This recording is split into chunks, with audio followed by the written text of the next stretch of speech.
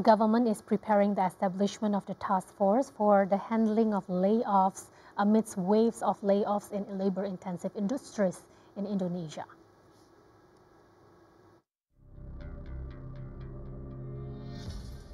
President Prabowo Subianto announced a plan to establish the layoff task force in his address during the commemoration of International Labor Day, or May Day, held at the Monas Square, Jakarta on May 1, 2025.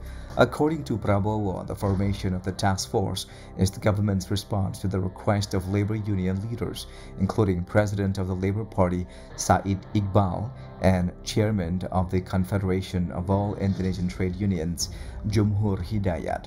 The layoff task force is designed as a tripartite form that includes representatives of the government, workers, employers, academics, and BPJS Ketenagakerjaan, which provides social security and workers' insurance.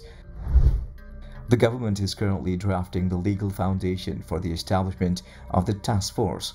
The task force will not only handle layoff cases, but also to detect potential waves of layoffs, design solutions such as reducing working hours and providing incentives for companies.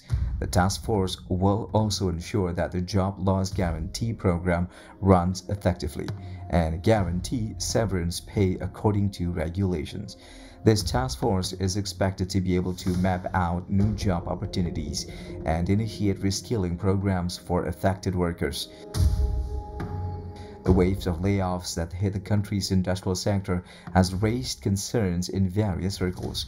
Data collected from various sources show varying figures, but all indicate a significant increase in recent months. The Ministry of Manpower recorded that as many as 24,000 workers were laid off from January to April 2025, more than a third of the number of layoffs throughout 2024, which reached 77,965 people. The three provinces most severely affected are Central Java, Jakarta, and Riau. Meanwhile, the Indonesian Employers Associations recorded more than 40,000 workers were laid off from January to April 2025 and projected that this figure could reach 70,000 by the end of the year. The chairperson of the Indonesian Employers Associations, Sinta Kamdani, has warned that the rising layoffs in the country has been worrying. The manufacturing industry, wholesale and retail trade, and other service sectors are the business sectors most affected by the layoffs. Labor-intensive manufacturing industries are also severely affected, especially due to weakening domestic and global demand. Several factors that contribute to the waves of layoffs include the national and global economic slowdown, declining domestic and international demand, declining purchasing power, and cheap imported products flooding the domestic market are the main causes. The Speaker of the Indonesian House of Representatives, Puan Maharani, also expressed her concern on the increasing layoffs in Indonesia. She encouraged the government to take actions in coping with layoffs, including assistance programs to help people who's lost their job to switch to informal sector. Meanwhile, economist and executive director of the Center of Economic and Law Studies, Bima Yudhistira, has warned that the number of layoffs in the country has the potential to continue to increase throughout 2025. The decline in the country's economic growth could affect many companies. With the establishment of the layoff task force, we hope the waves of the layoffs could be stopped and the government's plan to stimulate the economic growth would be able to create more jobs for the country's large labor force.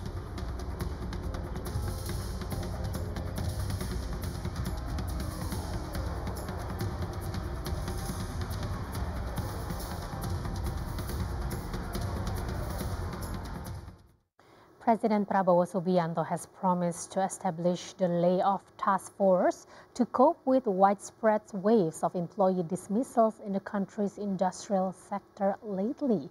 So with us, we have Bapak Fithra Faisal Hastiadi, Senior Economist at Samuel Sekuritas, and we will talk about the establishment of this layoff task force and as well if it's effective or not to prevent more mass dismissal. Hello, Pak Fithra. Halo Mbak Luisa. Halo I'm good, thank you. Thank you so much for joining us here on Economic Outlook. Pak Fithra, the Ministry of Manpower have recorded a total of 24,000 workers who have lost their jobs between January and April alone. And these figures could still increase as wave of the layoff still continues. Now, in your opinion, how serious is the layoff problem in Indonesia lately? So we have series of problems that creating the tension on the industry that eventually leads to layoffs. First, as we're seeing that the cost of production is getting much more expensive. In terms of the rupiah depreciation, is already also contributing to the tension in the purchasing manager index in manufacturing.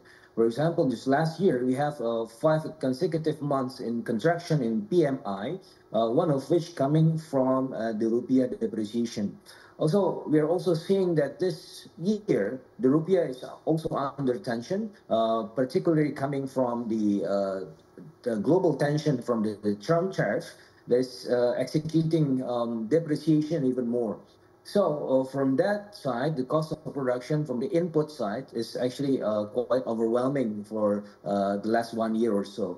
So as a matter of fact, since last year until February or April, we're already experiencing a 96,000 of people being laid off. So that is coming from the input of production, all the capital goods. Also coming from another part, which is actually productivity. We're also seeing that this is not only happening just last year, but it's also this is already happening for years, yes, since over a decade. So the productivity level cannot match, yeah, the cost of production coming from the labor side. So if you compare between the labor productivity with the wage of the wage of labor is increasing over time, but the productivity level is quite stagnating. So in a way that it is actually creating a cost push tension that allows the industry, domestic industry, to reallocate themselves not only within the region from Jakarta, Banten to Central Java, but also to outside of the country, such as Myanmar, Cambodia, and also Vietnam. So in a way that we need also to tackle the issue from the upstream. So we need to invest more on the skill side to increase the labor productivity in order to match with the industrial needs, and in a way that the increasing cost of industry coming from the wage is in line with the productivity level.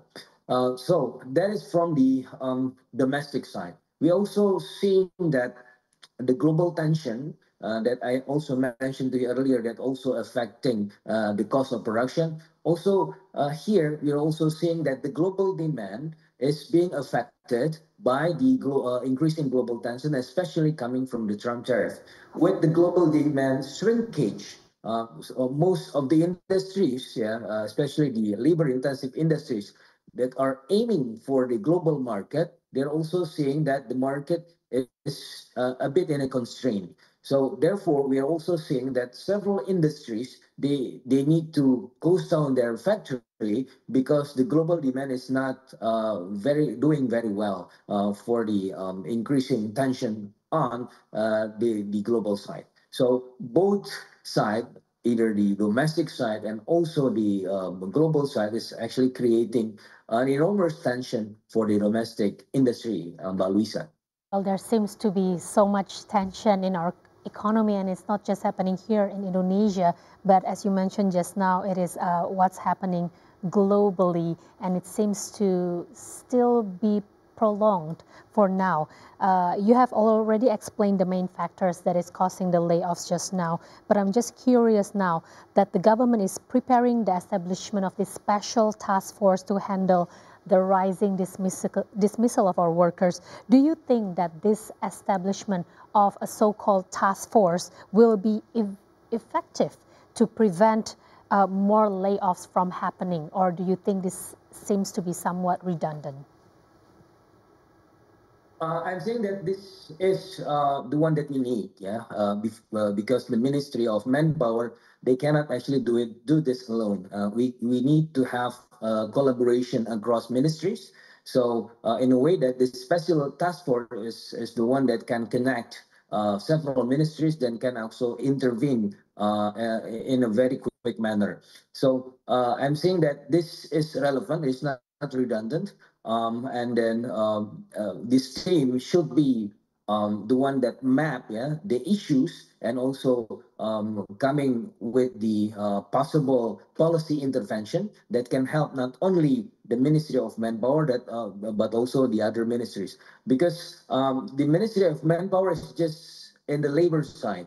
We also seeing that, for example, the Ministry of Industry, Ministry of Trade, Ministry of Agriculture, also serving as the sectoral ministries that is actually very important, yeah, to create the so-called good environment in domestic economy, so that this will also create upcoming investment. So with the investment coming, this will also create jobs and so on and so forth.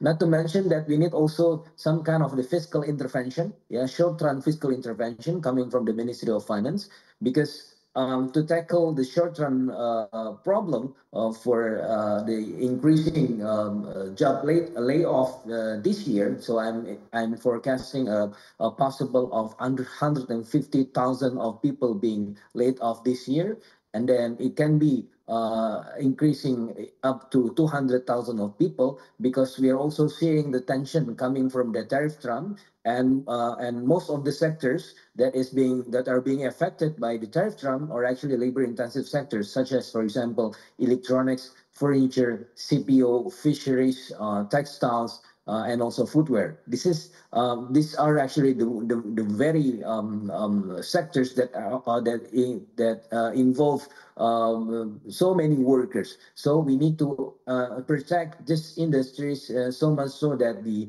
will actually defend the industries against the massive layoff this year. So coming back again to your question, the special task force is very important and relevant. It's not redundant, because we need a sectoral ministries collaboration.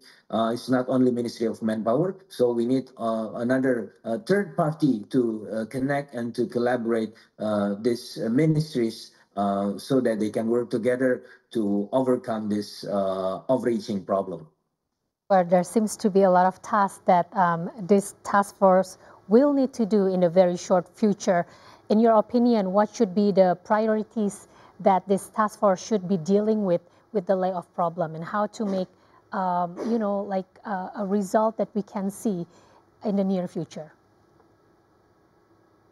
So I'm saying that this task force is just an ad hoc. So as the ad hoc team usually operating, they're usually trying to find the short-term solution, yeah, for the upcoming problem. So what are actually the short-term problem for the massive layoff? Of course, the unemployed workers themselves. So we need also to create the upskilling and the reskilling ecosystem for the people that being laid off, and then we need to push the flexible transfer, yeah, from one sector to the other sector, so that this massive layoff won't be actually a burden for the economy. That is actually for the short term. We can also use the lesson from the Hartz reform, yeah, in Germany in early 2000, when they are actually trying to make a massive ecosystem, a comprehensive ecosystem from the upstream to the downstream for the workers, so that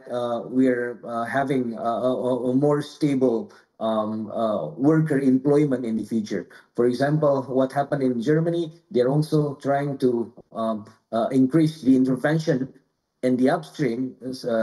Therefore, their skill set is actually matching with the one that is needed in the industry. So with that, coming with productivity, as I mentioned to you earlier. So, but this is only happening in the long run. But we need also to take care for the short-term problem, which is actually short-term solution. to mitigate the effect of the layoff this year. So these people need to be taken care of. Yeah, they need to be, put in a living ecosystem so that they can actually try to maintain their skill set and upgrade their skill set, and also to move from one sector to the other sector in a more flexible manner. Luisa. Good point right there, Fithra. Now, many labor-intensive industries have been forced to lay off their workers for being able to compete both in domestic as well as international markets. What can the government do then to revitalize the industries and make them more competitive? And you mentioned about labor transfer just now. What can they transfer to in the near future that is possible to create more job markets in the industry? Okay, so we need also the industrial intervention. So the president just several weeks ago mentioning about the trade policies, import quota and local content requirement.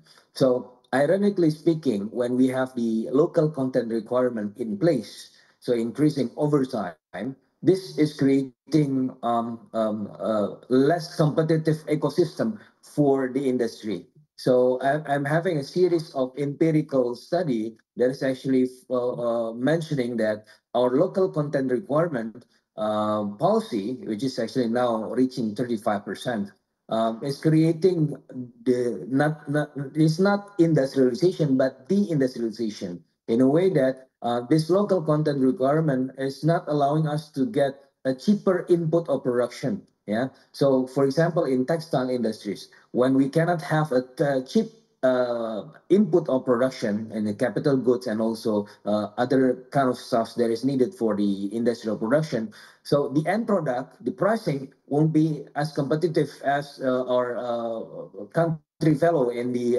ASEAN, for example.